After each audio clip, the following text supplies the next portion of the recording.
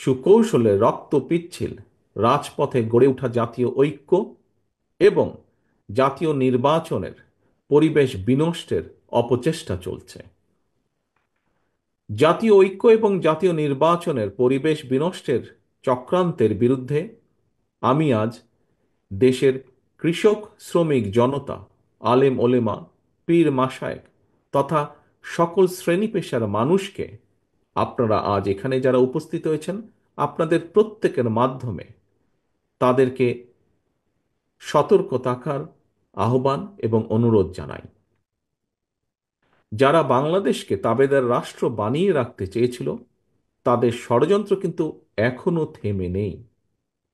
সংস্কার কিংবা স্থানীয় নির্বাচন, এসব ইস্যু নিয়ে জনগণের সামনে এক ধরনের ধূম্র জাল সৃষ্টি করা হচ্ছে।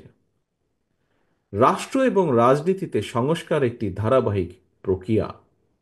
বিএনপির কাছে সংস্কারের ধারণা নতুন কিছু নয়। সরকারে কিংবা বিরোধী দলে বিএনপি যখন যে অবস্থানেই দায়িত্ব পালন করেছে, জনগণের আকাঙ্ক্ষাকে ধারণ করে সময়ের পরিপ্রেক্ষিতে সব সময় রাষ্ট্র, সরকার ও রাজনীতিতে প্রয়োজনীয় সংস্কার করেছে বিএনপি এবং করার চেষ্টা অব্যাহত রেখেছে। 1975 সালের 7ই নভেম্বরের পরে দেশে বহুদলীয় গণতন্ত্র প্রতিষ্ঠা, সংবিধানে পঞ্চম সংশোধনের মাধ্যমে মুক্তিযুদ্ধের আকাঙ্ক্ষার প্রতিফলন, 1991 সালে দেশে সংসদীয় সরকার প্রতিষ্ঠা, এই সবই ছিল রাষ্ট্র রাজনীতির ময়দানে যুগান্তকারী সংস্কার।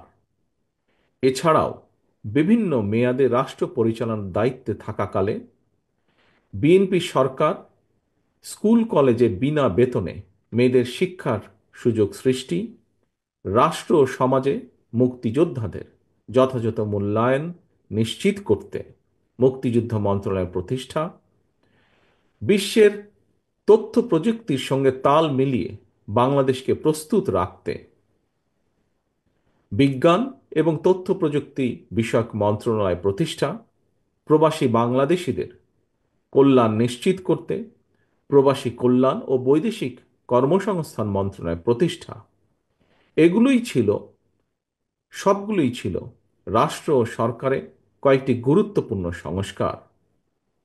প্রিয় সহকর্মীবৃন্দ, এই ধরনের আরো বহু সংস্কারের উদাহরণ আমরা উপস্থাপন করতে পারব। তবে ষড়যন্ত্রের পথ ধরে পলাতক গণহত্যাকারী স্বৈরাচার রাষ্ট্র ক্ষমতা দখলের পর সংস্কারের সকল পথ বন্ধ করে দেয়। বাংলাদেশকে চিরতরে তাবেদার রাষ্ট্রে পরিণত করে রাখতে গত 1.5 দশকে দেশের শিক্ষা ব্যবস্থাকে প্রায় ধ্বংস করে দিয়েছিল, দেশের প্রতিরক্ষা ব্যবস্থাকেও নাজুক করে তুলেছিল।